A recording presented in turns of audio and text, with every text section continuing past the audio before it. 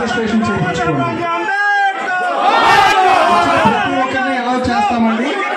రాజ్యాంగ విరుద్ధమైన వర్గీకరణ, రాజ్యాంగ విరుద్ధమైన వర్గీకరణ, రాజ్యాంగ విరుద్ధమైన వర్గీకరణ.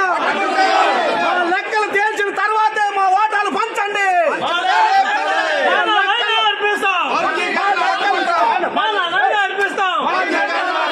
లెక్కలు తేల్చిన తర్వాతే మా ఓటాలు పంచండి. లెక్కలు తేల్చిన తర్వాతే మా ఓటాలు పంచండి. లెక్కలు తేల్చిన తర్వాతే మా ఓటాలు పంచండి. రాజ్యాంగ విరుద్ధమైన వర్గీకరణ, రాజ్యాంగ విరుద్ధమైన వర్గీకరణ. దయచేసి గమనించాలి. విచ్చేసినటువంటి నాయకులకు మనవి, మీ అందరి అభిప్రాయాలు కమిషన్గా తీసుకుంటారండి. మాకెందుకు మీరెవరు, మేమే ఇచ్చుకుంటాం పార్టీలకు సీట్లని మాత్రం తెలియజేస్తూ మాలలందరూ సంఘటిత అవుతున్నారు. ఈ రాష్ట్రంలో మాలల సంఘటిత అవుతే ఎవరూ కూడా దాన్ని ఆపలేరని మొన్న గుంటూరులో మీటింగ్ హెచ్చరించింది. మరొకసారి దీన్ని తెలియజేస్తూ మీరందరూ కూడా ఒక్కసారి ఆలోచించండి. పార్టీలారా, వర్గీకరణ అనే అంశం మీ మీద పెట్టుకుంటే మాత్రం మీరు కాలిపోవడానికి సిద్ధంగా ఉండండి హెచ్చరిస్తున్నాం. జై హింద్.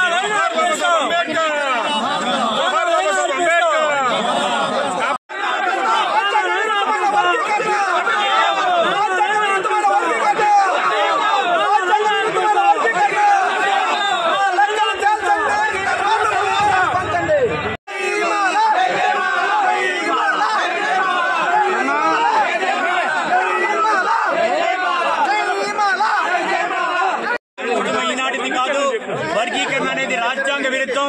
మన సుప్రీంకోర్టులో కూడా ఎక్కడ నిర్దిష్టంగా వర్గీకరణ చేయమని చెప్పలేదు. ఆ వర్గీకరణపై సుప్రీంకోర్టు ఇచ్చిన తీర్పును కూడా తప్పుదో పట్టించి ఈ రోజు రాష్ట్ర ప్రభుత్వం కానీ తెలంగాణ ప్రభుత్వం కానీ వన్ మ్యాన్ కమిషన్ దాన్ని నియమించడం అనేది అది కూడా రాజ్యాంగ విరుద్ధం అని మేము భావిస్తున్నాం. ఇటువంటి వందలాది కమిషన్లు నియమించినా కూడా వర్గీకరణ చేయలేరని మేము హెచ్చరిస్తున్నాం. వర్గీకరణ జోలికి వస్తే మాత్రం మేము ఏ త్యాగానికైనా సిద్ధంగా ఉంటామని కూడా తెలియచేటువంటి వర్గీకరణపై వన్ మ్యాన్ కమిషన్ లేచి ప్రజలను తప్పుదో పట్టిస్తూ ఏమైనా ఉద్యోగాలు ఇస్తే దాన్ని ఎగ్గొట్టడానికి ప్రయత్నం గవర్నమెంట్లు చేస్తున్న ప్రభుత్వంగా మేము భావిస్తున్నాం. వర్గీకరణ అనేది ఏ రూపంలో ఎలా తెచ్చినా కూడా మేము దాన్ని వ్యతిరేకిస్తూనే ఉంటాం. వర్గీకరణ చేయాలనుకుంటే ముందుగా మా రిజర్వేషన్ శాతం పెంచి 25 నుంచి 30% ఉన్న మా జనాభాకు సరిపడా రిజర్వేషన్ మాకు ఇచ్చి ఆ తర్వాత మాతో చర్చించి రిజర్వేషన్ శాతం గాని వర్గీకరణ గ్యాసం గాని చేయాలి. జనాభా ప్రాతిపదికనే రిజర్వేషన్ శాతాన్ని 25 నుంచి 30% ప్రకారం పెంచకపోతే ఎటువంటి దాన్నైనా మేము వ్యతిరేకిస్తాం. ఈ కుయక్తులకు మేము అడ్డుకోవడానికి సిద్ధంగా ఉంటాం. ఎందుకంటే ఇవి పార్టీలు చేస్తున్న కుయక్తులు. మాకొచ్చే ఉద్యోగాలను పాడు చేయడానికి చేస్తున్న కుయక్తులు. రిజర్వేషన్ శాతాన్ని పెంచడానికి అవసరమైతే ఎంఆర్పీఎస్ సోదరులతో కూడా కలిసి పనిచేయడానికి మేము సిద్ధంగా ఉన్నాం. ముందు మా రిజర్వేషన్ శాతాన్ని పెంచండి, అప్పుడు అన్ని ఉపకులాలకు ఉపయోగం ఉంటుంది. కాబట్టి దానిపై మీరు ముందుకెళ్లాలని మేము కోరుతున్నాం.